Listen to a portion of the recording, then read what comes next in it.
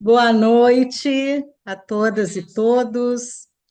Estamos dando início à nossa palestra, né? A nossa live, que vai tratar de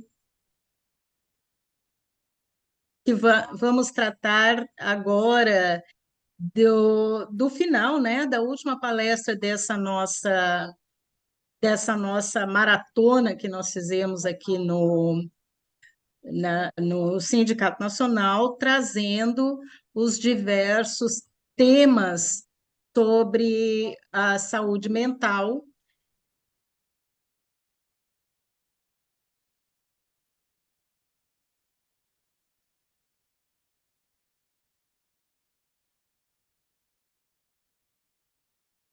Tá sem som, Ângela.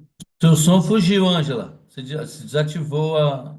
que, que Voltou. tivemos aqui durante todo esse mês vários temas para falar sobre saúde mental, né? Nos trazendo dados, informações e vários temas também, através da roda de conversa, quando nós buscamos trazer também a valorização dos profissionais, dos técnicos de nível superior que trabalham com a saúde mental, né? Que trabalham em atividades para promover a saúde mental.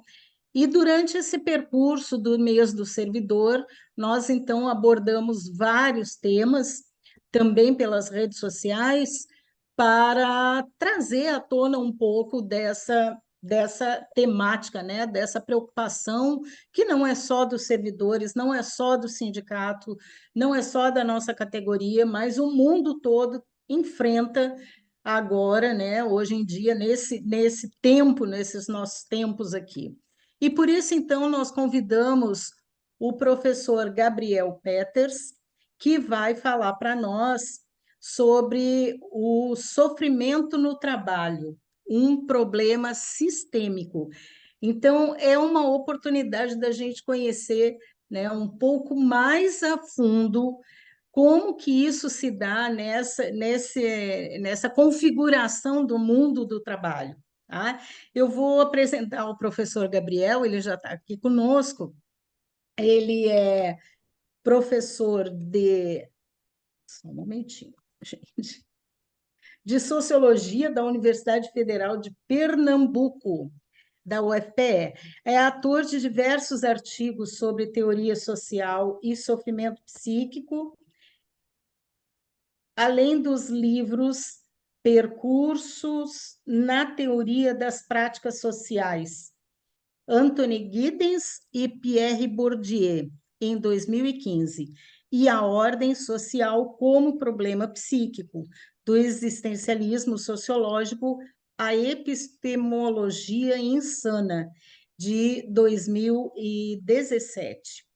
Também é editor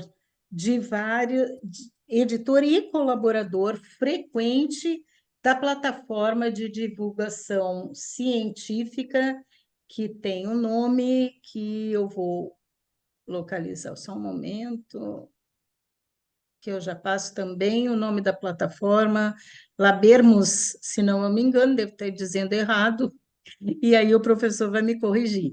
Eu já passo então para ti, Gabriel, por favor, para a sua apresentação aqui, para nos trazer um pouco mais a fundo, né, essa questão do sofrimento no trabalho, e seja muito bem-vindo aqui junto à nossa categoria.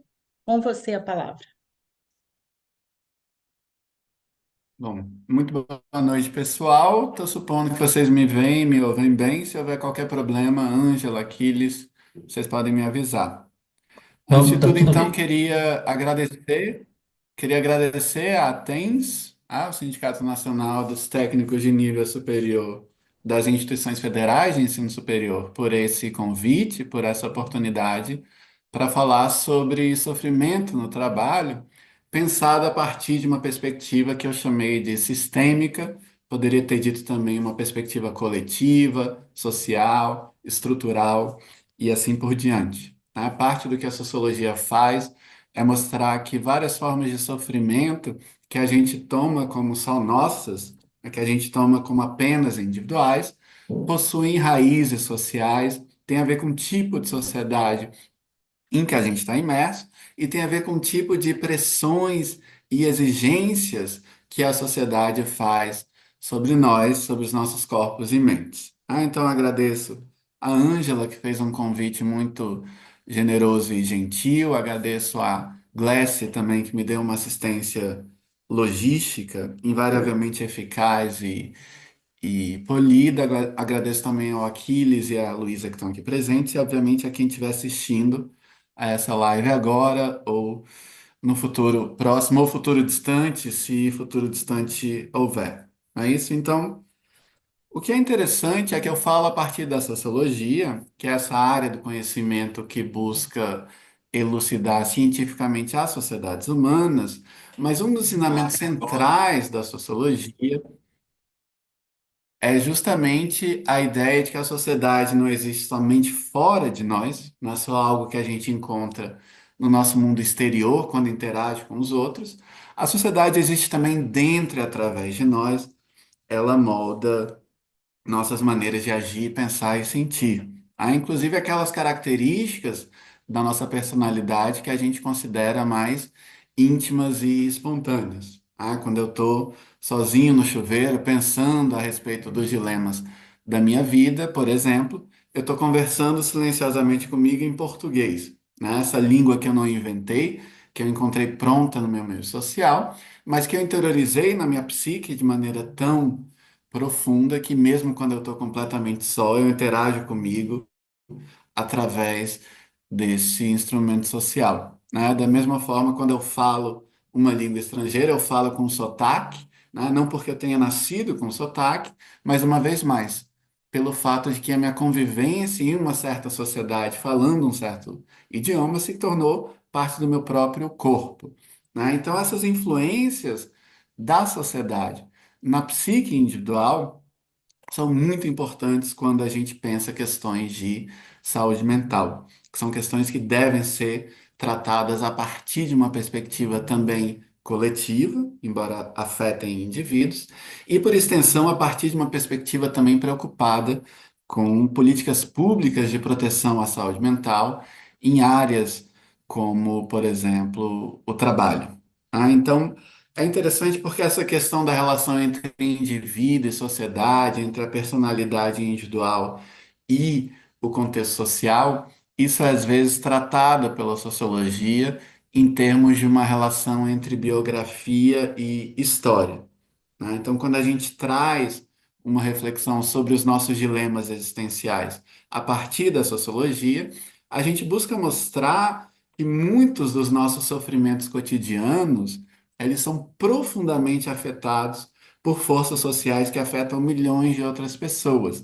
E isso de formas que são difíceis de compreender muitas vezes para o próprio indivíduo que sofre, né? Então, a sociologia ela pode prestar uma função de esclarecimento público, de conscientização crítica, na medida em que ela mostra os vínculos, né, entre os nossos dilemas biográficos de todos os dias e essas estruturas e processos sociais mais amplos. Isso, uma vez mais, pode ser feito em uma série de domínios da vida, né? Então, uma sociologia econômica vai mostrar, por exemplo, as conexões entre uma crise financeira do capitalismo global, de um lado, ou uma decisão do Fundo Monetário Internacional, de um lado, e as aflições econômicas cotidianas do fulano e da Beltrana.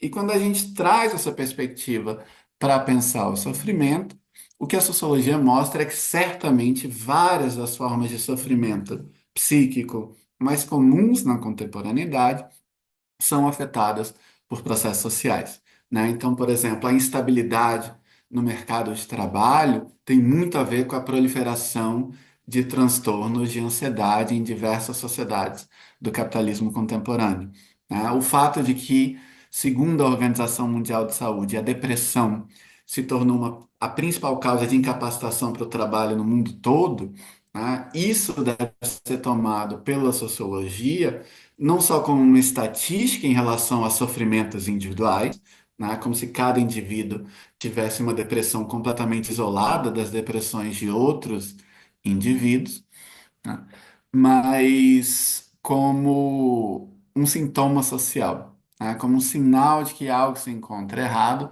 com a sociedade como um todo, né? Então, o que é interessante é que a sociologia ela vai atrás dessas fontes sociais do sofrimento na escala individual.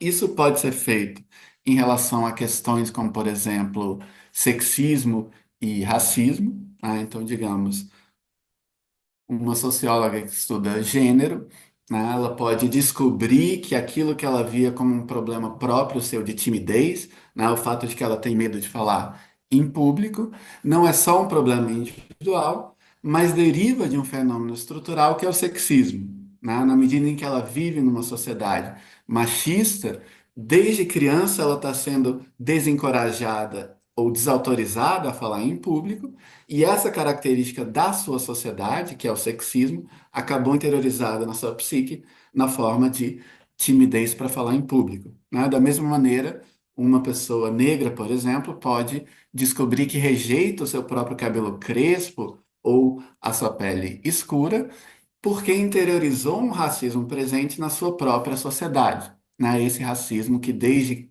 cedo mostrou a ela que o modelo de beleza era da princesa loura da Disney e não de alguém negra como ela, né? Parece que está tendo algum problema de conexão, é isso, eu não sei se eu consigo falar um pouco mais perto A do gente está Moldenciar te essa ouvindo, possibilidade, ou se a gente está te Professor, ouvindo muito bem, Gabriel. Só a tua imagem está um pouco travada. o som tá perfeito, mas Uhum. você tá ficando meio travado. Às vezes dá uma balançadinha, mas o som tá perfeito. Estamos te ouvindo muito bem. então tudo bem. Então o som importa mais do que o meu rosto, mas por enquanto eu deixo a câmera aberta, né? Ou é melhor fechar? Como se fosse um podcast com um falante invisível. Bom, se vocês acharem melhor assim, eu posso fazer, é só me sugerir. Tá bom? Então vou continuar. Certo. Então, esse tipo de sensibilidade sociológica ele é importante também, justamente porque a sociologia ela funciona como uma forma de conscientização crítica para os indivíduos. Ela mostra que uma série de problemas vividos na esfera individual possuem causas coletivas. Isso vale, a meu ver, para essas formas de sofrimento que a gente aprendeu a descrever com o vocabulário da psiquiatria e da psicologia clínica. Por exemplo, a depressão, o transtorno de ansiedade, a síndrome do pânico, mais recentemente, o chamado transtorno de déficit de atenção e hiperatividade, né, que são problemas psíquicos que têm se proliferado, né, e de uma maneira tal, né, que são discutidos muitas vezes como questões estritamente individuais, que requerem tratamentos estritamente individuais, né? Por exemplo, o tratamento com remédios psiquiátricos ou com a psicoterapia, etc., né? Nessa live, nessa minha fala, eu certamente não queria negar a importância, né, que a dimensão individual possui quando a gente trata dessas formas de sofrimento, mas eu quero justamente mostrar que o que a sociologia pode fazer é apontar para fontes sociais desses sofrimentos. Então, não é por acaso, por exemplo, que a Organização Mundial de Saúde veio afirmar que há uma pandemia de depressão. E mais do que isso, mesmo aquelas e aqueles de nós que não caíram em um estado de depressão mais grave, né, podemos reconhecer que muitas dessas causas sociais que levam algumas pessoas à depressão também atuam sobre nós, né, muitas vezes produzindo sofrimentos menos intensos, mas ainda assim bastante significativos. Então, como é que eu chego até essa temática? Né? É basicamente tentando mostrar que em diversas esferas da vida, a começar pela esfera do trabalho, né, a sociedade premia um certo tipo de indivíduo, ou ela nos pressiona ou nos influencia para que nós nos tornemos uma certa forma de subjetividade.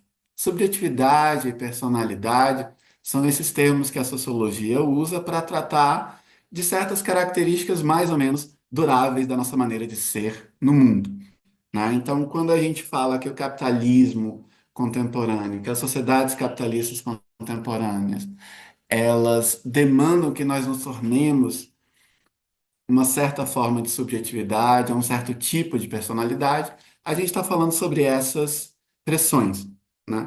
E a primeira das características que o capitalismo valoriza, ou muitas vezes exige que nós mostremos, é essa da atividade, inclusive no limite da atividade ininterrupta, né? Interessante porque quando a gente pensa nesse chamado capitalismo neoliberal, que é marcado por uma flexibilização do trabalho, né? Esse capitalismo ele tende a funcionar como uma jornada desregulada, né? E nesse sentido ele vai premiar justamente aqueles trabalhadores que exigem mais dos seus corpos e das suas mentes, né? Não existe nenhum impedimento legal para que um professor substituto passe 12 horas trabalhando nos seus artigos, não existe nenhum impedimento legal para que um motorista de Uber ou um entregador de comida por aplicativo passem 12 horas do seu dia trabalhando. Ao contrário, né, o próprio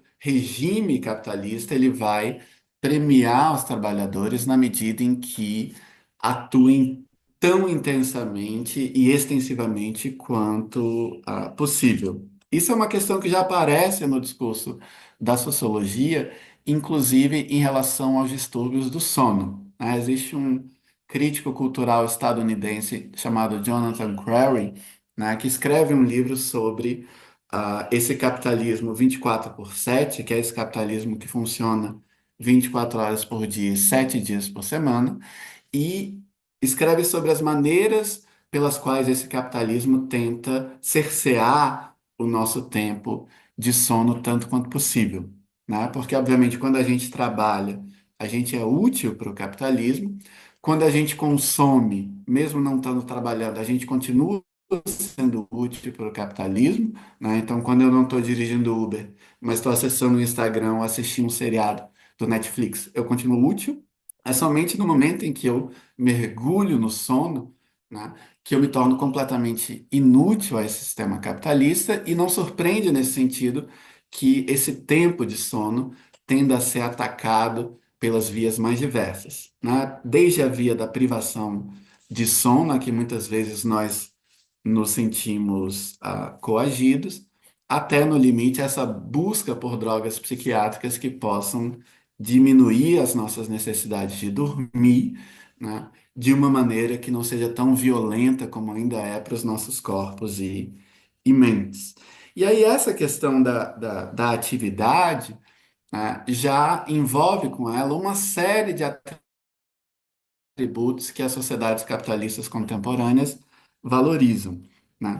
Em primeiro lugar, adaptabilidade. Então, a gente vive num cenário social, em particular, por exemplo, num cenário de trabalho, em que as condições de trabalho se modificam tão rapidamente e tão radicalmente, que mais importante do que você ter uma competência durável é você se mostrar hiperadaptável a quais são as novas demandas valorizadas no mundo do trabalho, né? Então, no limite, o capitalismo premiaria esse indivíduo que é capaz de mudar de competências como quem muda de roupa, né? Por exemplo, a gente está agora numa fronteira em que o nosso trabalho nas universidades vai ser mais e mais transformado pelo uso de inteligência artificial, né? Desde a escrita de e-mails e editais até a escrita de artigos, cada vez mais a gente está sendo pressionado a um tipo de produção textual, que é menos a produção solitária em que a máquina é só um instrumento, e mais essa produção em que a máquina é um colaborador, né? Até o ponto em que os textos, então, vão ser colaborações, coautorias entre um cérebro humano e um chat GPT ou uma inteligência artificial similar. Juntamente com essa dimensão da adaptabilidade, vem também o elogio de um certo discurso do capitalismo contemporâneo, a capacidade de correr riscos. O capitalismo neoliberal é esse que flexibiliza o trabalho, né, que desmantela toda uma série de proteções sociais clássicas aos trabalhadores, né? Isso gera, obviamente, uma situação de instabilidade e risco, por exemplo, do trabalhador que não sabe quanto ele vai ter de renda amanhã ou nos próximos meses, ou mesmo se vai continuar empregado e podendo se sustentar nas próximas semanas e meses. Mas é claro que o discurso da ideologia capitalista, que é o discurso que alguns autores nas ciências sociais vão chamar um discurso do empreendedorismo de si, né? Vai tentar mostrar essa perda de proteções trabalhistas em uma chave positiva, né? Como um ganho de liberdade, de flexibilidade, de autonomia, né? E muitas vezes, quando você entra, por exemplo, no discurso motivacional, nos vídeos dos coaches, na literatura de autoajuda, o que você vê é realmente todo um aparato ideológico desse capitalismo contemporâneo que tenta transformar a mentalidade dos indivíduos para que eles correspondam a esse modelo de indivíduo ou subjetividade do qual o capitalismo depende, né? Então, aí aparece, por exemplo, o elogio do espírito empreendedorista como um espírito aventureiro, né? Que não só tolera riscos, como aprecia riscos. E uma chave mais crítica, né? O que pode aparecer também aí é o que sociólogos chamam de mentalidade do sobrevivente, né? Mesmo numa visão um pouco mais crítica ao capitalismo contemporâneo, né? Em vez de pensar alternativas políticas, uma sociedade mais justa, menos competitiva, menos desigual, o que emerge em um certo discurso motivacional e de autoajuda é essa mentalidade do matar ou morrer, né? Essa ideia de que o mundo é um cenário de competição brutal, aí de certa maneira você se realiza nesse mundo destruindo os seus adversários. É um tipo de mentalidade que é muito comum, por exemplo, dentre as pessoas que praticam assédio moral, dentre chefes sádicos em relação aos seus empregados e assim por diante.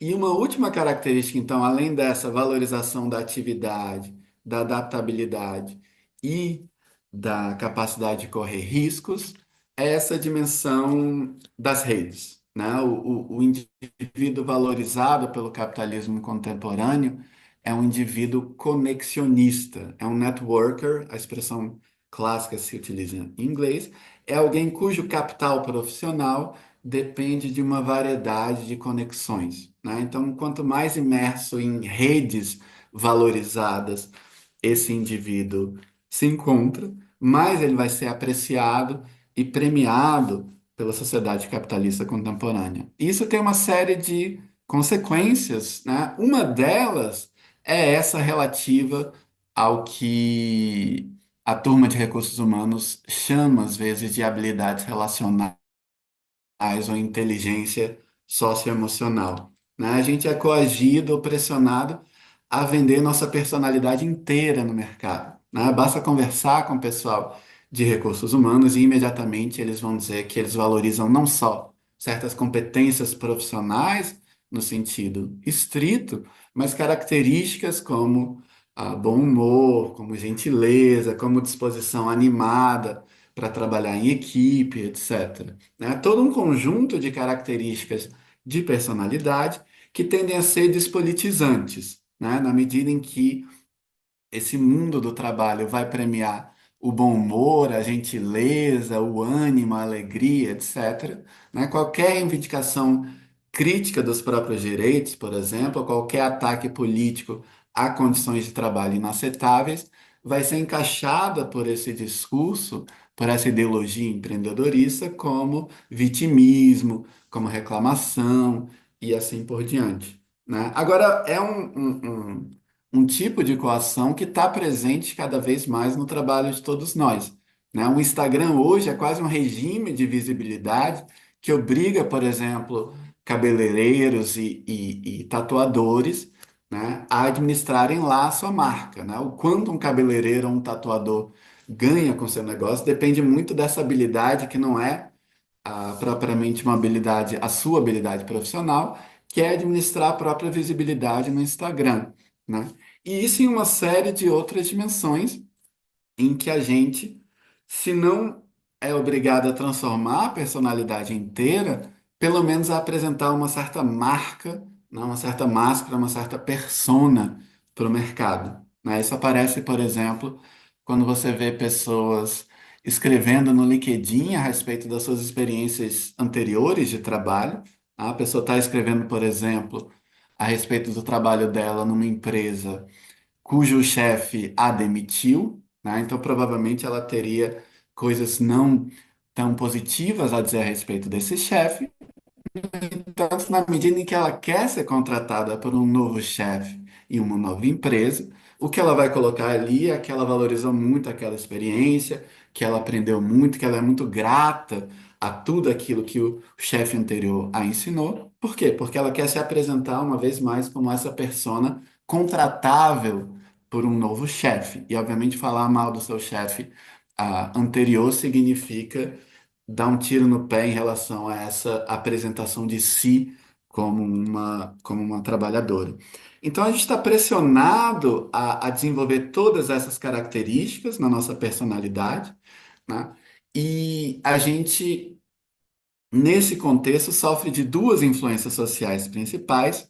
Uma delas é aquilo que as ciências sociais, numa tradição marxista, vão chamar de ideologias, né? Então, são basicamente ideias e representações.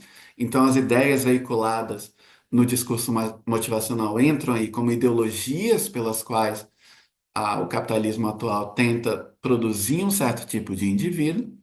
Mas também operam aí o que uma outra tradição nas ciências sociais chama de dispositivos, que é uma palavra meio abstrata, mas se refere, na verdade, a qualquer instrumento que a gente utilize para fazer intervenções sobre si próprio que nos tornem mais capazes de corresponder a exigências que o mundo social faz a nós, né? Então, no sentido muito básico, o meu despertador é um dispositivo, né? Porque ele me auxilia a chegar no trabalho na hora. Um aplicativo de administração do tempo ou da minha agenda profissional é um dispositivo, né? Mas o café que eu tomo para tolerar a sonolência e ficar concentrado numa reunião é também um dispositivo, e no limite, quaisquer outras substâncias de que eu faça uso para poder funcionar, para poder continuar correspondendo às exigências da sociedade, é também um dispositivo. Então, o que está presente aí? Eu suponho que várias das formas de sofrimento psíquico mais comuns na contemporaneidade, inclusive na esfera do trabalho, tem a ver com os limites que o nosso corpo e a nossa mente impõem a todas essas exigências que a sociedade faz de nós. A exigência que nós sejamos muito ativos, o que significa muitas vezes negar certos limites da nossa energia mental e corporal, a exigência de que nós sejamos hiperadaptáveis, as exigências de que a gente transite com fluência de um domínio da vida para outro, né? Que seja não só um excelente profissional, mas também um excelente pai ou uma excelente mãe, e ainda por cima capaz de administrar uma imagem positiva no Instagram, né? Hoje o sucesso valorizado pelo capitalismo atual é esse sucesso que não expõe os seus custos na cara do indivíduo bem-sucedido, né? Então, o truque é você se matar de trabalhar para ser bem-sucedido, mas se mostrar nas redes, por exemplo, como alguém que faz isso com a maior facilidade do mundo, sem ganhar uma olheira ou uma gastrite. E certamente nós somos pressionados a multiplicarmos essas nossas conexões sociais em rede.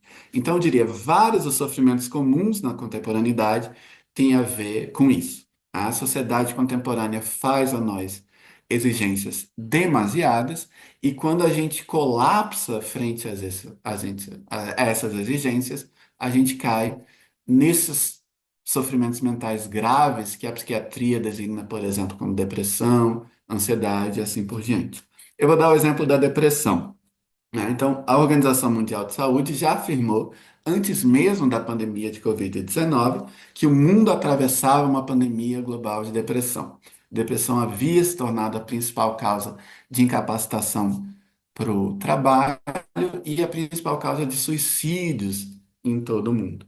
Como é que a sociologia respondeu a essa afirmação? Uma resposta que eu acho que até captura parte da verdade é a ideia de que o que há hoje é uma inflação de diagnósticos psiquiátricos. Então, a psiquiatria atual, ela agora tende a considerar como patológicas certas condições psíquicas que antes eram tidas por normais. A tristeza, o desânimo, o luto, a distração, no caso do TDAH, etc. Então, em função desses critérios alargados de transtorno mental utilizados pela psiquiatria, você teria um excesso de diagnósticos psiquiátricos de depressão. Eu acho essa resposta interessante, mas o problema é que ela deixa de lado uma outra questão, que é justamente a questão de que, em que medida as nossas condições sociais de vida geram formas intensas de sofrimento que se parecem com a depressão, né? E que de fato se alastram por uma parcela muito significativa da população.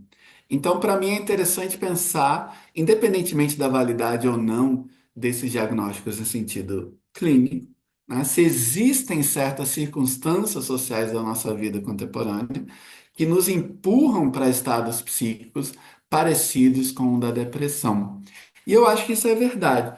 Na verdade, a própria psiquiatria ela foi muito influenciada por esses critérios de sucesso e de fracasso associados ao capitalismo contemporâneo, né? Então, você tem autores que vão mostrar, por exemplo, que atualmente os principais critérios para definir um diagnóstico de depressão têm menos a ver com tristeza e com mal-estar e mais a ver com aqueles sintomas relacionados à inação, letargia, incapacidade de funcionar adequadamente, por exemplo, no trabalho, no plano dos relacionamentos pessoais e assim por diante, né? E o tratamento clínico da depressão, tanto com drogas psiquiátricas, como por exemplo o chamado Prozac, quanto o tratamento psicoterapêutico, muitas vezes eles também não estão tão interessados em, digamos, restituir a felicidade a um sujeito que se tornou infeliz, né? Eles, na verdade, estão mais interessados em restituir ao indivíduo a sua capacidade de funcionar. Por exemplo, a sua capacidade de voltar a trabalhar, voltar a interagir socialmente, etc. Então, muitas vezes, os antidepressivos são menos pílulas da felicidade, por assim dizer, e mais pílulas da atividade. E por que que eles são necessários para restituir a atividade?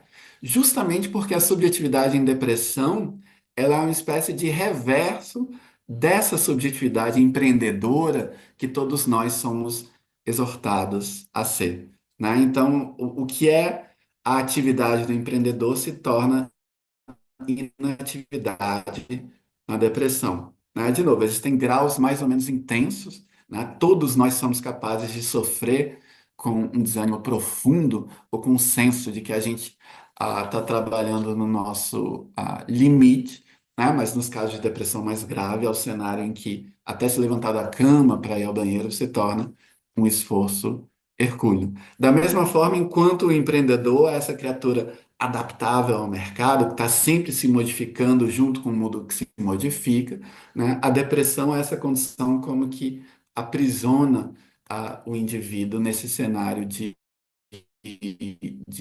paralisia, né? Enquanto o empreendedor é hiperconectado, a depressão muitas vezes envolve esse senso de uma solidão radical, né? Justamente porque cada pessoa está engajada nos seus projetos e empreendimentos, né? A sensação do indivíduo em depressão é que só ele está descompassado em relação ao resto do mundo, né? E essa questão das imagens apresentadas nas redes sociais muitas vezes intensificam ainda mais esse sofrimento, né? O indivíduo que passa 10, 12 horas do seu dia no quarto, abre o Instagram e vai achar que todo mundo está tendo vidas bem-sucedidas e maravilhosas, a não ser ele próprio. Então, essa ideia de que a depressão se tornou uma pandemia global não surpreende. Por quê? Porque a depressão é justamente esse cenário em que um empreendedor de si, que nós somos exortados a ser, como que colapsa, né? Hoje em dia não surpreende, por exemplo, que o diagnóstico de depressão se misture muito frequente com o diagnóstico da chamada síndrome de burnout, né? Quem faz essa associação é um autor sul-coreano chamado Byung-Chul Han, né? Num livro muito famoso chamado Sociedade do Cansaço, né? Que é um título que pegou justamente porque ele apresenta essa estafa, esse cansaço, não como um problema individual, mas como uma espécie de efeito sistêmico, coletivo, de uma sociedade que exige dos indivíduos mais do que eles podem oferecer e que gera como efeito colateral todo esse contingente de sofredores, né? Pessoas que se tornaram, pelo menos temporariamente, incapacitadas para o trabalho. Então, trazer essa sensibilidade sociológica é também politizar o assunto da depressão e a saúde mental de forma mais geral, né? Quer dizer, esses dados da Organização Mundial de Saúde, então, eles refletem um problema sistêmico, né? Digamos que assim como o desenvolvimento tecnológico, industrial da humanidade não vai poder continuar indefinidamente sem destruir o ecossistema terrestre, é como se a gente estivesse descobrindo que esse tipo de personalidade, subjetividade exigida pelo capitalismo atual não vai poder continuar a existir sem gerar essas milhões de pessoas mergulhadas em sofrimento depressivo. E o que vale para a depressão pode valer para outras condições, como, por exemplo, os chamados transtornos de ansiedade, a síndrome do pânico e assim por diante. Eu vou só dar o exemplo do chamado TDAH, né? De novo, do ponto de vista da psiquiatria, o que se apresentaria no caso do chamado transtorno de déficit de atenção e hiperatividade é uma história de descoberta científica. Digamos que a psiquiatria primeiro descobre o TDAH somente em meninos, crianças do gênero masculino. Depois ela passa a diagnosticar também em meninas, crianças do gênero feminino. E atualmente ela passa a diagnosticar o TDAH entre adultos. De novo, uma das formas de interpretar essa proliferação de diagnósticos de TDAH é como uma mudança do discurso psiquiátrico. E, de novo, isso é parte da verdade. É, obviamente, do interesse da psiquiatria produzir novos diagnósticos, é do interesse da indústria farmacêutica que novos diagnósticos sejam produzidos, porque novos diagnósticos são novas prescrições de remédios, como, por exemplo, Ritalina ou Venvance, para o caso do TDAH, mas é importante também a gente tentar pensar as fontes sociais dessa dificuldade, dessa experiência, né, que a psiquiatria termina caracterizando como TDAH. E, de novo, eu acho que tem a ver com influências sociais agindo sobre a nossa psique, né? Eu falei um pouco sobre esse modelo do empreendedor de si, dessa subjetividade ativa e empreendedora que é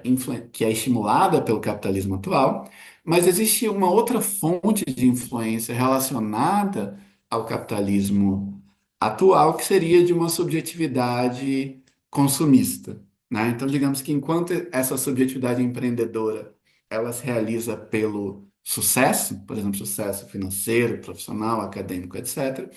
A subjetividade consumista, ela se realiza supostamente pela riqueza e variedade de experiências propiciadas pelo consumo.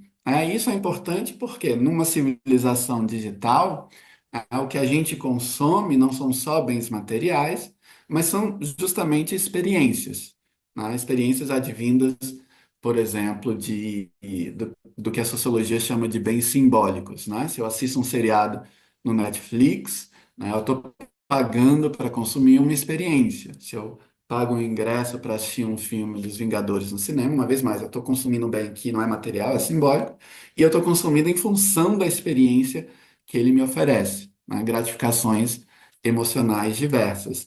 E, obviamente, na era do TikTok e do Instagram, né, esse capitalismo que mercadoriza a atenção se tornou ainda mais intenso e profundo na sua influência sobre a nossa vida. É interessante, já se disse na sociologia, né? Quando você usa uma plataforma como o Instagram de graça, é porque você é a mercadoria. Ah, por que que você usa o Instagram de graça? Porque a plataforma vende a sua atenção para as empresas que anunciam ali. Ah, e como a plataforma quer vender a sua atenção, justamente manipulando a sua psique tanto quanto possível para deixar você ligado na máquina. Né? Você tem uma série de estudos que vão realmente mostrar como certas correntes da psicologia que estudaram o vício, né, foram aplicadas por essas plataformas no limite para deixar as pessoas viciadas na máquina. E aí o que que acontece? A gente tem esses dois modelos de subjetividade operando, essas duas influências sociais operando em uma só psique. Então a gente tem, por exemplo, crianças que, por um lado, né, já vão ser pressionadas a entrar nessa sociedade do desempenho, né? Então, já vão ser expostas à mensagem de que, se elas quiserem ser bem-sucedidas, elas vão ter que estudar. E se elas quiserem estudar, elas vão ter de ser capazes de uma concentração prolongada em um texto difícil ou numa tarefa intelectual difícil, etc. Essa mesma criança que está sendo pressionada para se concentrar longamente num texto difícil, é a mesma criança que está lançada nesse ambiente de estímulos à sua atenção, que não são só múltiplos, mas que são feitos para torná-la viciada, né? Então, um pouco uma luta desigual, mesmo uma coisa tão simples como qual é a música que continua a tocar no Spotify quando você deixa o aplicativo tocando por conta própria. Essa decisão ela é tomada a partir de muito estudo de psicologia aplicada e de milhões de dólares investidos. E uma vez mais, a perícia envolvida na plataforma ela é feita para explorar as fraquezas e vulnerabilidades da psique humana, né? Acho que todos nós já nos pegamos, por exemplo, assistindo um Reels e o Reels começa dizendo algo do tipo, algo bastante provocativo, né? Sua vida corre perigo.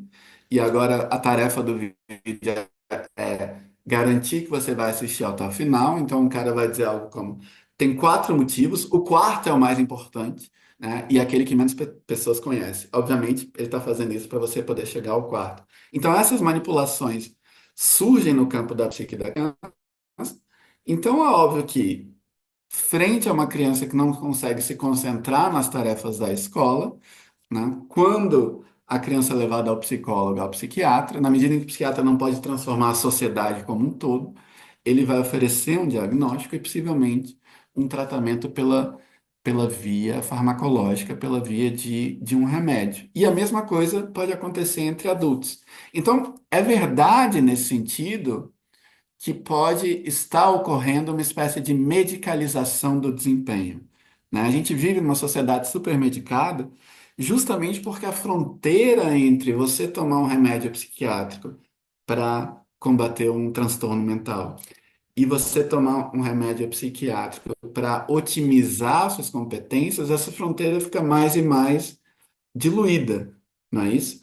E certa categoria de drogas, por exemplo, diferentemente de certas drogas do passado, né, que envolviam, digamos, alguma espécie de escape do mundo, por exemplo, você toma LSD para acessar um reino transcendental, essas drogas, na verdade, são drogas de desempenho, né? Então, o executivo que toma um ansiolítico para fazer uma apresentação para os chefes, o caminhoneiro que toma rebite para passar a noite dirigindo, a acadêmica que toma Ritalina para virar a noite escrevendo um artigo. Em todos esses casos, né, o uso de substâncias se tornou uma maneira de responder a essas exigências que são feitas a nós pelo mundo do trabalho, mas também pelas outras esferas da vida, né? Então, para além dessa dificuldade, para além do fato, por exemplo, de que a gente é pressionado a se manter ativo,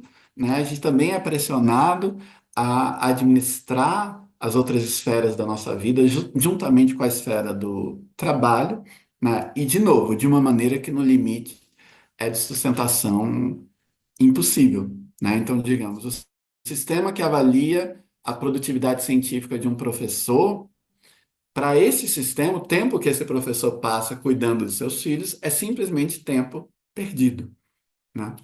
Obviamente, para os seus filhos, o tempo que o pai passa escrevendo um artigo científico é tempo perdido também, né?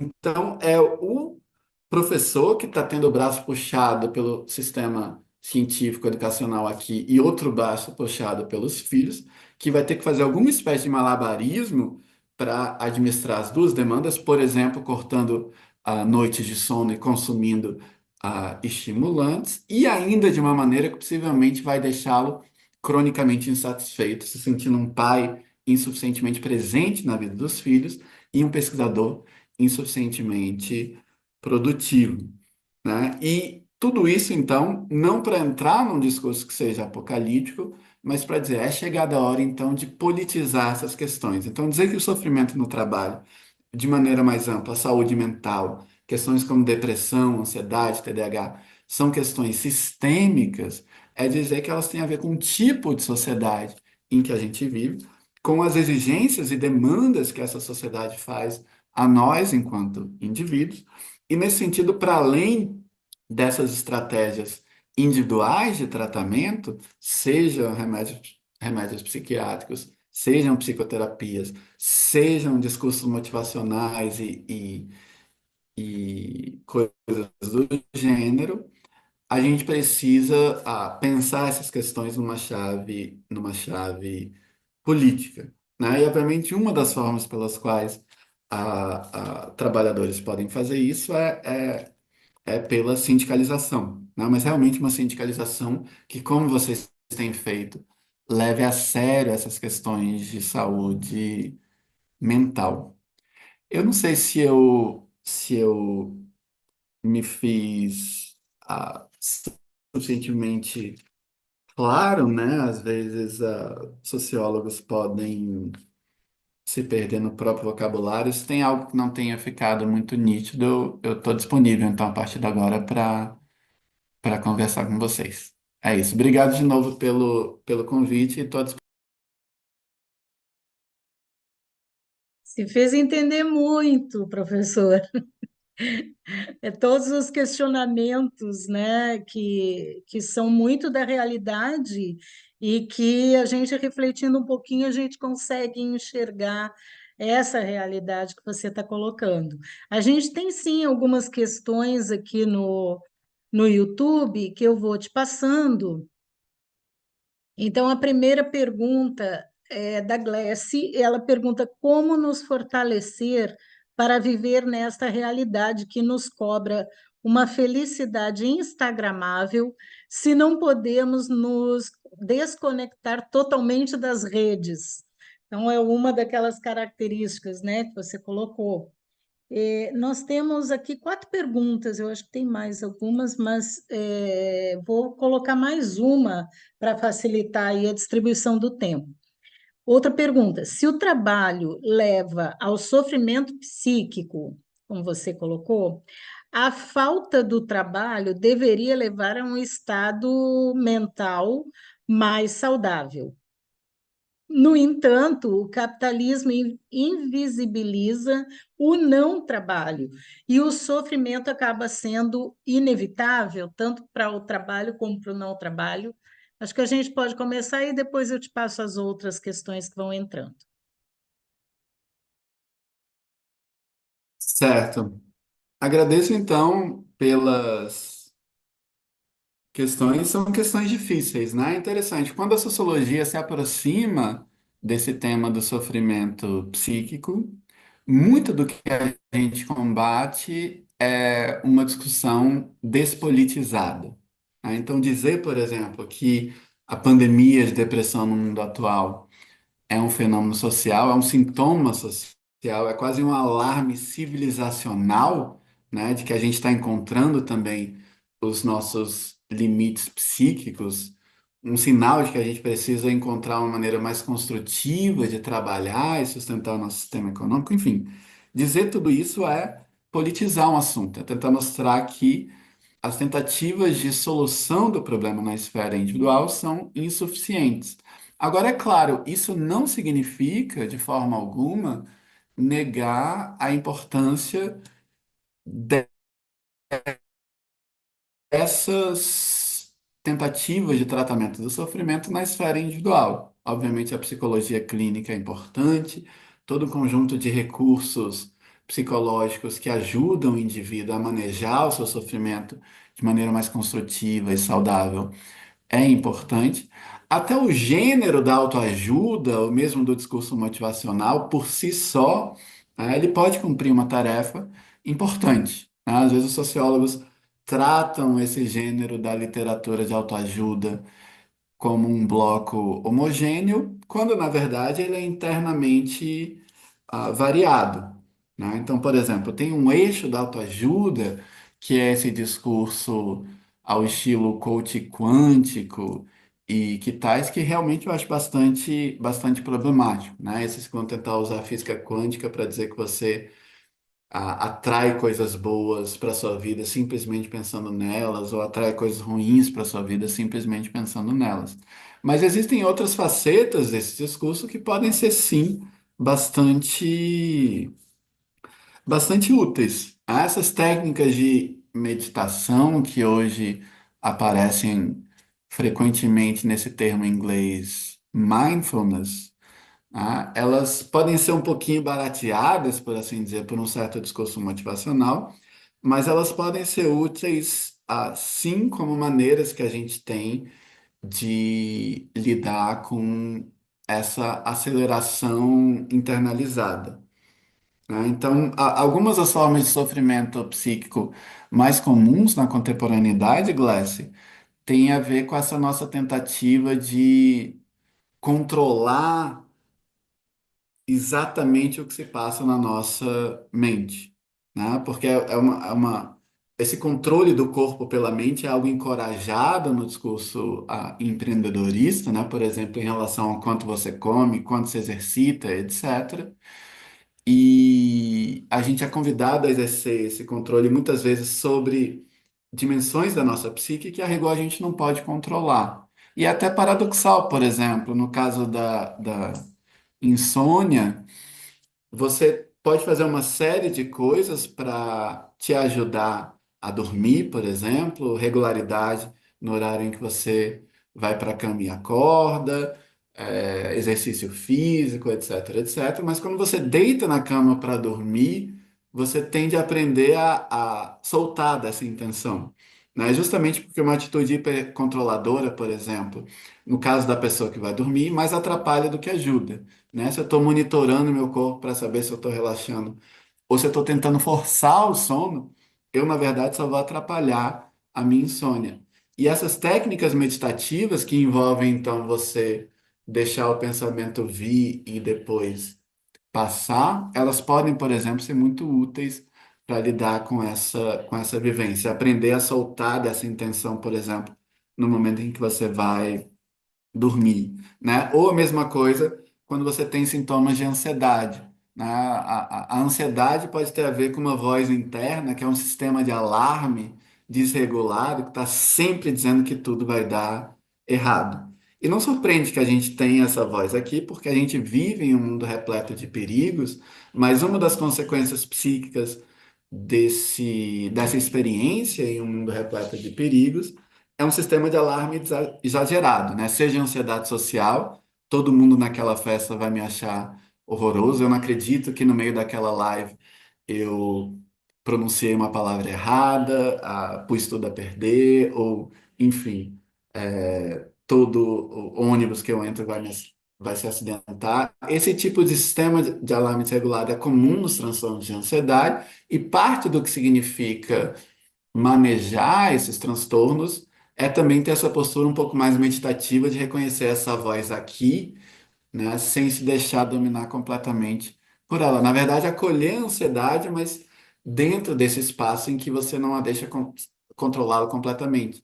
E a mesma coisa em relação à depressão, né? Às vezes a voz que vem na depressão é essa do sistema de alarme, mas é a insatisfação crônica, né? Eu sempre me sinto um fracasso, eu sempre sinto que eu não estou fazendo as coisas direito, eu sinto que eu desperdicei os meus talentos, eu sinto que eu não cumpri com as expectativas de fulano, ciclano, beltrano.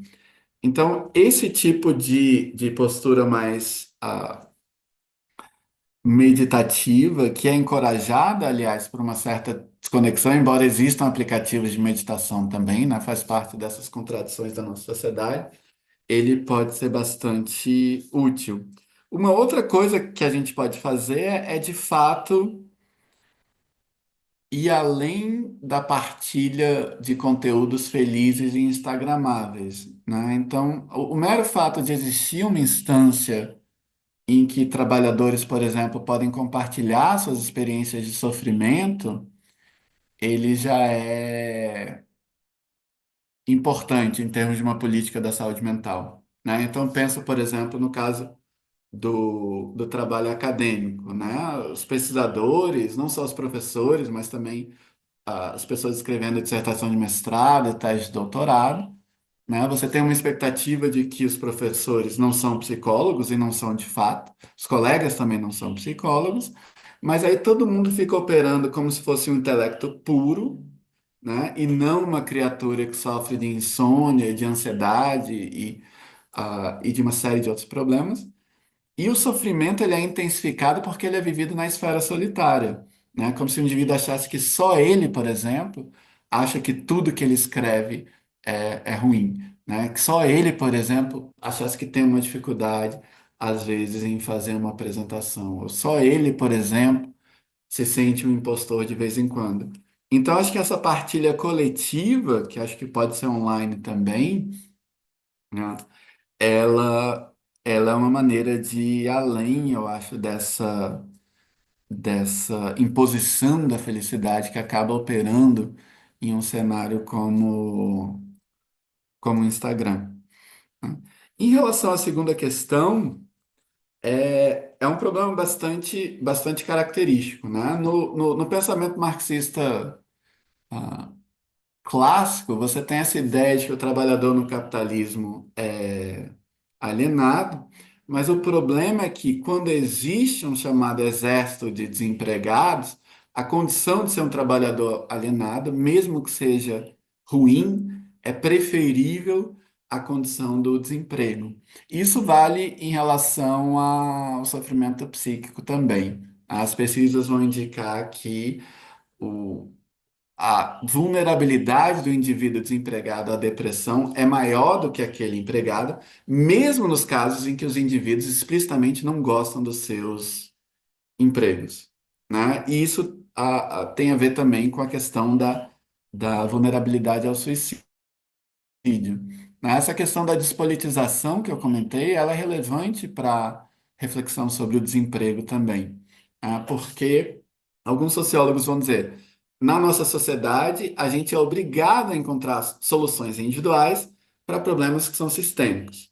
Então, digamos, o desemprego é um problema sistêmico, né? O pleno emprego é talvez uma impossibilidade estrutural em uma série de sociedades contemporâneas. O que significa que o desemprego deveria ser enfrentado como uma questão política. Já que não há emprego para todo mundo e todo mundo precisa ser sustentado, procuremos uma alternativa, por exemplo, uma renda básica de cidadania que desvincule, pelo menos em parte, emprego e renda, para que pelo menos as pessoas possam ter um nível digno de existência material, independentemente de estarem empregadas ou não. No entanto, o que vale é essa situação em que o pleno emprego é impossível, mas cada indivíduo é tido por responsável por encontrar o seu lugar no mercado de trabalho e manter o seu lugar no mercado de trabalho.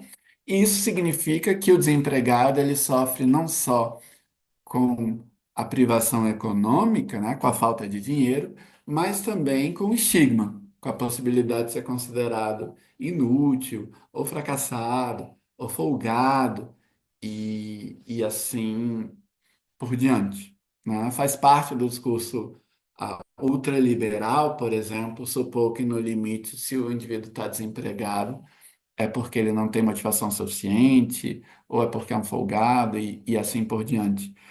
Então, isso é importante e não necessariamente o que eu quis veicular, o que eu quis transmitir foi um discurso antitrabalho, né? E aí seria o caso de distinguir, por exemplo, entre o trabalho que a gente faz para garantir a nossa sobrevivência material e o trabalho como uma atividade significativa que pode ou não ser remunerado, né? Mas que é um componente importante de construção da nossa saúde mental, né? Então, uma sociedade em que todo mundo tivesse uma renda básica mínima, por exemplo, né? Não necessariamente o nosso trabalho, a atividade significativa mais importante da nossa vida, seria seria o nosso sustento, o nosso ganha-pão. Mas o trabalho, como outras facetas da condição humana, é algo ambivalente, né? Eu quis pensar fontes de sofrimento no trabalho e não necessariamente igualar o trabalho ao sofrimento. E certamente mostrar o sofrimento no trabalho não significa qualquer espécie de elogio ao desemprego, né? Tudo indica que é o contrário no que diz respeito a níveis de sofrimento psíquico. Então, se um emprego ruim é ruim por definição, o desemprego tende a ser pior, inclusive os seus efeitos psíquicos. Eu acho que é isso. Vou te passar mais algumas perguntas aqui. Muita gente comentando como tem reflexões importantes, né? As questões de medicalização, da ansiedade. Mas eu vou te passar aqui duas perguntas ainda. A primeira, podemos dizer que existe uma associação direta entre a depressão e outros sofrimentos psíquicos e as normas sociais do capitalismo contemporâneo? Essa é a pergunta da Rosário. E o Parcianello pergunta, professor, essas subjetividades podem explicar o desinteresse por causas coletivas, por exemplo, nos sindicatos, que é uma realidade, né? Eu coloquei aqui no chat também, se facilita.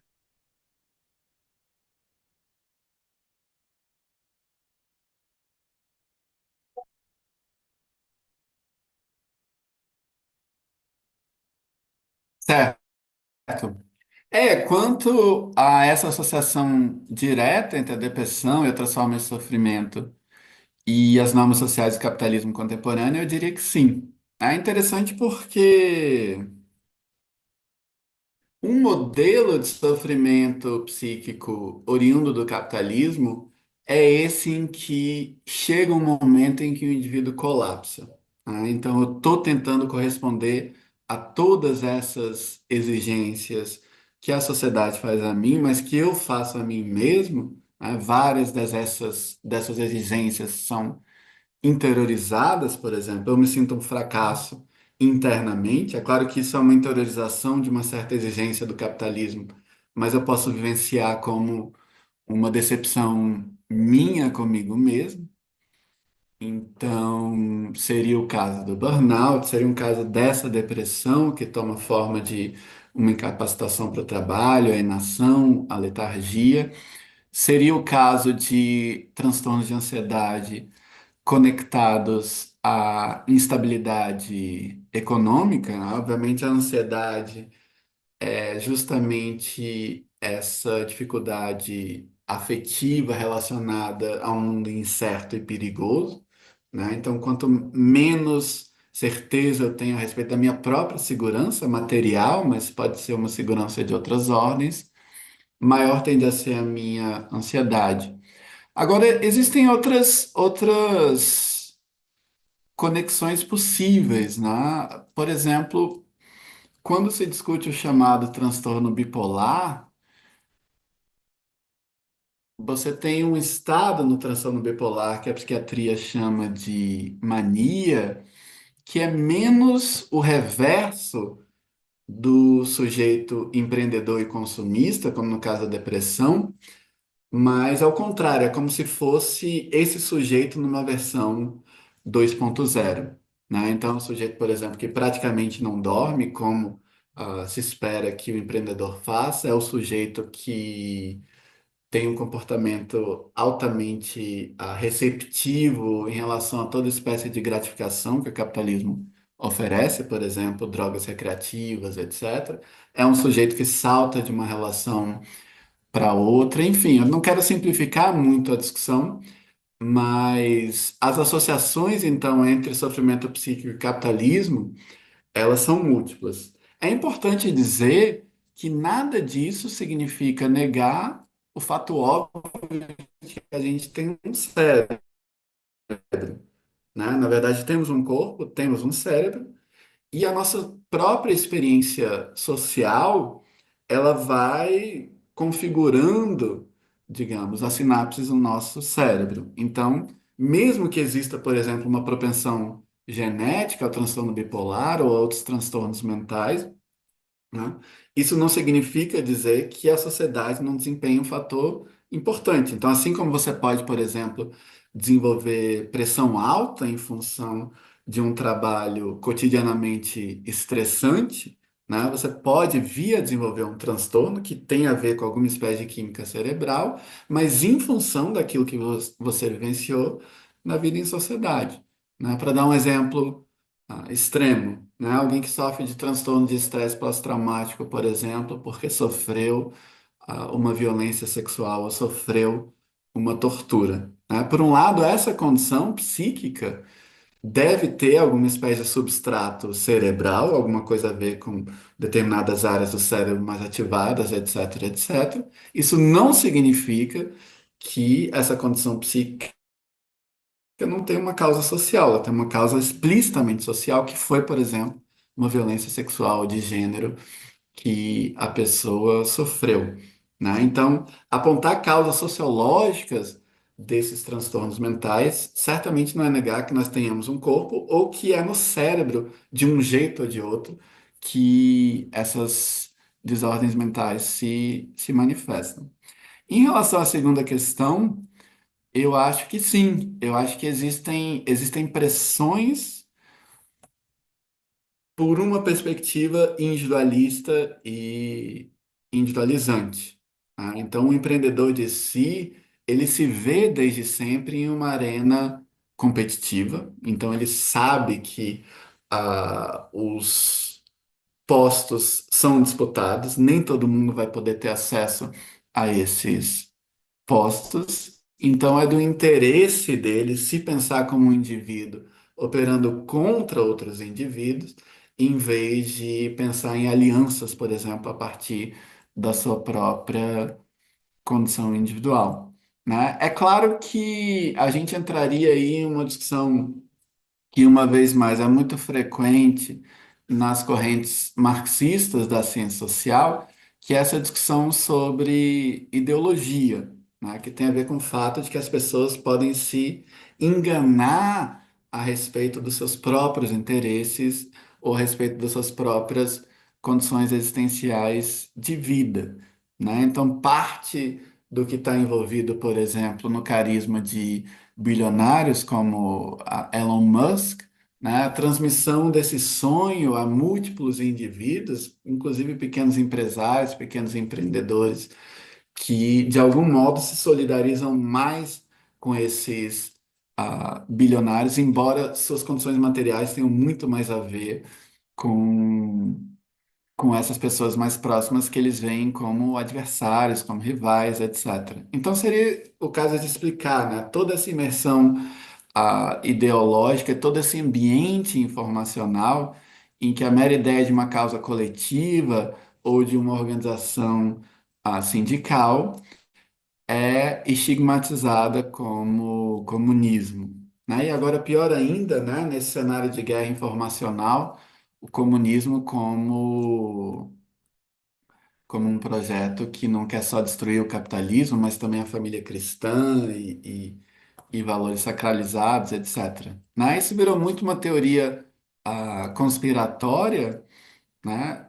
Mas mais recentemente simplesmente uma estratégia de guerra cultural ou guerra informacional. né, que por meio da qual figuras como, por exemplo, o Pablo Marçal vai querer caracterizar qualquer adversário político como inimigo e qualquer inimigo como um comunista, e, nesse sentido, inviabilizar o debate. Então, é um desafio muito grande, né? O José Souza acaba de publicar um livro chamado O Pobre de Direita, que é uma tentativa de entender isso. Mas o que a gente sabe é que existem pressões sociais por essa individualização, né? E que recuperar esse senso de coletividade é uma luta contra a corrente, por assim dizer. Mesmo em relação, por exemplo, a entregadores de aplicativo, né, que têm organizações políticas que muitas vezes se pensam agora como uma categoria, mas que ainda tem uma visão, por exemplo, extremamente crítica em relação à CLT e assim por diante. Então, acho que sim, acho que essas pressões em prol de uma subjetividade empreendedorista, individualista, ajudam a explicar esse desinteresse por causas coletivas. Por exemplo, nos sindicatos, né, mas outras formas de organização também.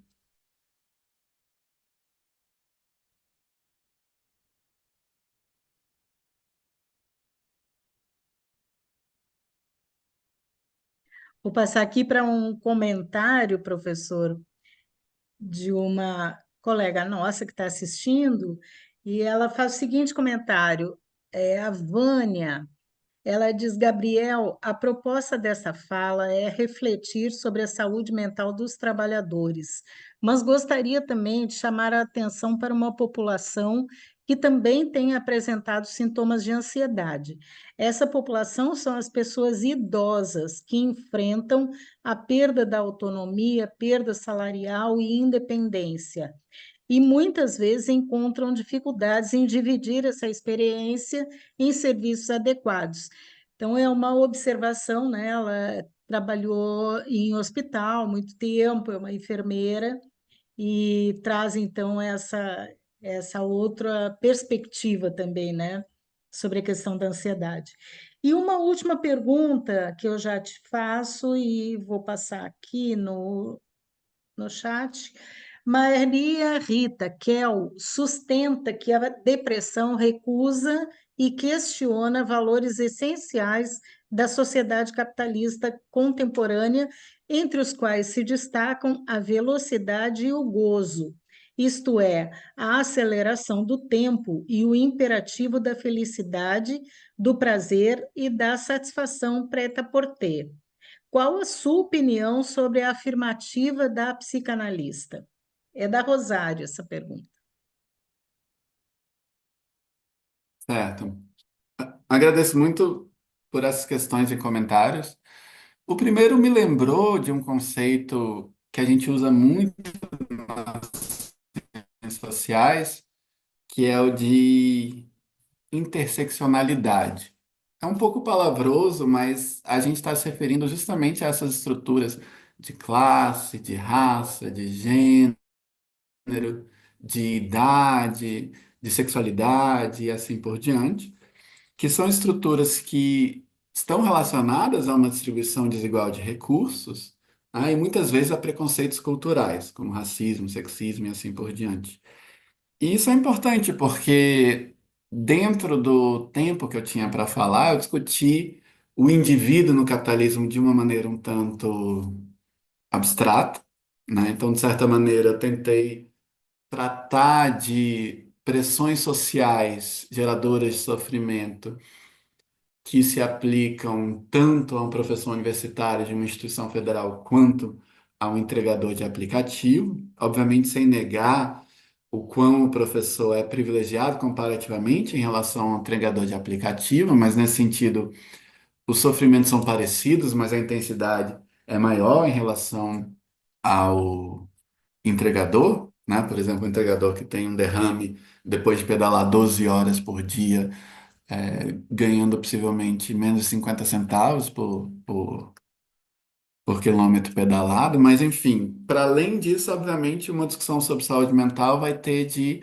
inserir esses outros fatores como raça, gênero, classe e assim por diante, né? E aí os mecanismos clássicos da desigualdade entram em jogo. Então, eu falei, por exemplo, o capitalismo ele exerce uma pressão pelo déficit de sono em todos nós, mas um sujeito de classe média alta, por exemplo, que possui uma empregada doméstica, digamos que a empregada doméstica acorda 2 horas antes desse sujeito de classe média alta, porque ela está pegando o ônibus para ir para a casa dele, de uma comunidade pobre, para o seu bairro, é como se esse sujeito de classe média alta estivesse comprando o tempo de sono da empregada doméstica, né? Que é obrigada, então, a ter um déficit maior de sono em função da sua condição material desvantajosa.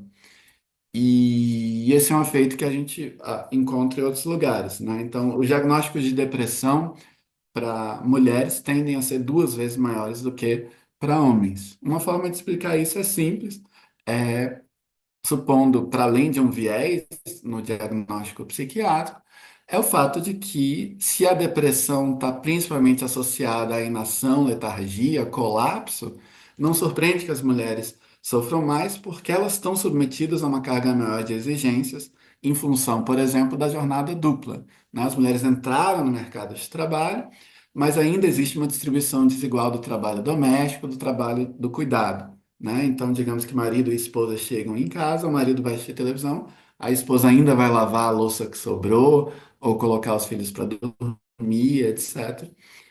E, em princípio, elas teriam esse diagnóstico maior. Às vezes, esses fatores, eles se entrecruzam de maneiras complexas também, né? Então, mulheres sofrem mais de depressão, mas os índices de suicídio são maiores entre os homens. Isso pode ter a ver justamente com o fato de que as mulheres se reconhecem como mais vulneráveis, procuram mais tratamento, tomam mais remédios psiquiátricos, e nesse sentido neutralizam a ação desses fatores que podem levar os homens ao suicídio, porque eles procuram menos ajuda psiquiátrica e, e assim por diante. Pode ter a ver com outras questões, como, por exemplo, as responsabilidades de cuidado, né, que fazem com que seja mais fácil que um homem que é pai se permita se matar do que uma mulher que é mãe se permita se matar e deixar os filhos. Mas, enfim, uma guinada um pouco assustadora. Quando eu falo sobre isso, eu menciono, tem um serviço chamado CVV, que é o telefone 188, e está presente na internet também, o Centro de Valorização da Vida, é um atendimento gratuito, 24 horas por dia, 7 dias por semana, e quem precisar pode conversar com alguém lá. Mas, enfim, isso é só um exemplo, então, desse entrecruzamento de dinâmicas. E aí, no caso dos idosos, nenhuma dúvida quanto a isso, né? Porque o trabalho não é só uma fonte de sustento material na sociedade capitalista, ele é uma fonte crucial desse reconhecimento que a sociedade atribui ao indivíduo, o senso de valor pessoal que ele tem de cumprir alguma espécie de missão ou função, ou ser útil à sociedade, né? E no momento em que o indivíduo deixa de trabalhar, por mais que exista um discurso de reconhecimento do valor do que ele fez, da contribuição que ele já deu para a sociedade, né? Basta encontrar, digamos, um economista ultraliberal falando sobre previdência e é quase como se o cara tivesse reclamando que essa parcela inútil da população não morre mais cedo, né? Esse é um exemplo extremo, mas certamente para comunicar um pouco desse combo de sofrimentos que podem acompanhar a velhice, para além dessas questões que você mencionou, da perda de autonomia, da dependência dos demais, etc. Né? Então é muito importante, de fato, que a gente combata o que existe, por assim dizer, de viés etarista, né? Nessa subjetividade empreendedora, ativa, hiperenergética e dinâmica que nós somos exaltados a ser, e inclusive nessa a dinâmica etarista, que é a dinâmica do filtro do Instagram, que esconde, né, essas rugas que todos nós desenvolvemos, os cabelos brancos que todos nós adquirimos mais cedo ou mais tarde. Então, acho que essa lembrança sobre a população idosa é importante. E aí, finalmente, em relação a Maria Rita Kell,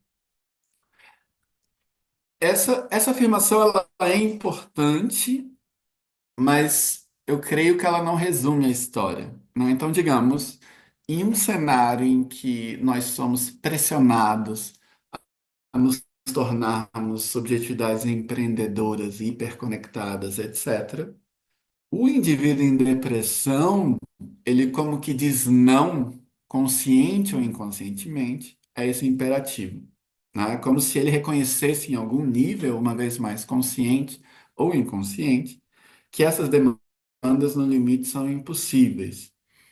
Então, sim, a condição do indivíduo em depressão poderia ter, em parte, o significado de uma espécie de protesto, né? De protesto ético e político em relação a esse modelo de subjetividade que nós somos pressionados a ser. E eu acho que seria possível fazer isso desde que essa condição do indivíduo em depressão não fosse romantizada, justamente porque ela é terrível, né, e precisa ser tratada através das formas disponíveis, inclusive a forma medicamentosa, né, questionar a medicalização como lógica generalizada não é ser contra remédio psiquiátrico, obviamente nas situações em que ele se faz necessário, e também levar em consideração que por si só essa inação do deprimido ainda não chega a configurar uma ameaça sistêmica para esse capitalismo que ele questiona. Justamente porque, assim como o capitalismo pode funcionar com um exército de desempregados, ele pode continuar a funcionar com esse batalhão de pessoas que se tornaram ou indispostas para o trabalho ou incapacitadas para o trabalho. Né? E eu creio que Maria Rita Kell, como alguém que tem uma sensibilidade muito grande à ambivalência, certamente reconhece as coisas nesses termos. Então, sim, pode ser pensada como uma espécie de protesto ético-político, mas desde que feitas essas ressalvas. Então, a ideia de pensar a partir da depressão é importante também no sentido de que o que a depressão nos diz, inclusive como ferramenta de crítica ao capitalismo, e o que nos diz a respeito de influências adoecedoras que afetam todos nós, inclusive aqueles de nós que não caímos em depressão, ou pelo menos não caímos ainda, mas pensar a partir da depressão sem necessariamente parar aí, né? Acho que isso é só parte da história. E, de novo, não é uma crítica a Maria Rita Kell, é uma elaboração dessa questão que você colocou nos termos da minha palestra.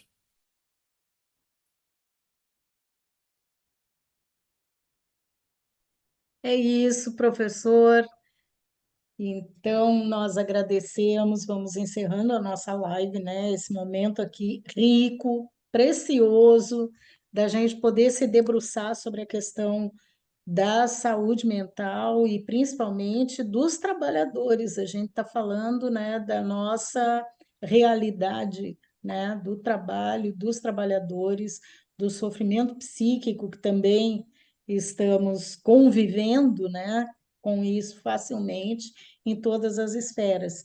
Queria te deixar à vontade para sua despedida, suas considerações finais e a gente vai encaminhando então para o encerramento da nossa live e já agradecendo a sua presença aqui conosco e a presença de todos que estão nos acompanhando e todos que ainda poderão vir a assistir esta aula. Professor, microfone com o senhor.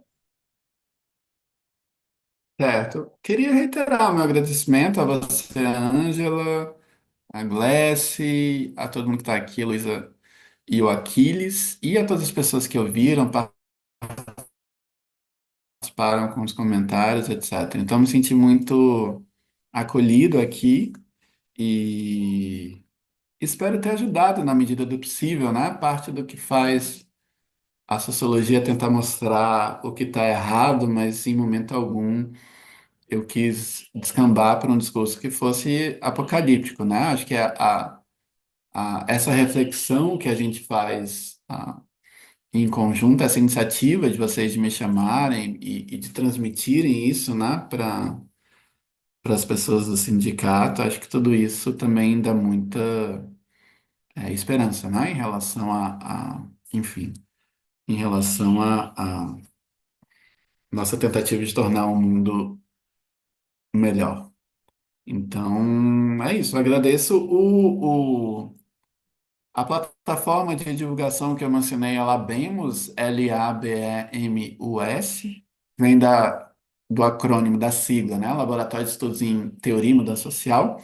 Então, tem um blog do labemos.com, onde eu tenho vários textos sobre essa temática. E tem um Instagram, o @instadolabemos, né? É, onde não tem texto, mas a gente divulga, às vezes, conteúdos do blog e, de vez em quando cabe um tempo na agenda, é, um ou outro vídeo, um Reels, etc. Né? Uma tentativa de tornar esses conteúdos também acessíveis para além dos muros da academia e principalmente essas questões de sociedade e sofrimento psíquico. Né? Então, quem tiver interesse pode procurar o blog. Uma vez mais, então, agradeço e fico à disposição de vocês, quem sabe no futuro. Exatamente, acho que a gente ainda se encontra novamente. Muito obrigada, boa noite a todos e até a próxima.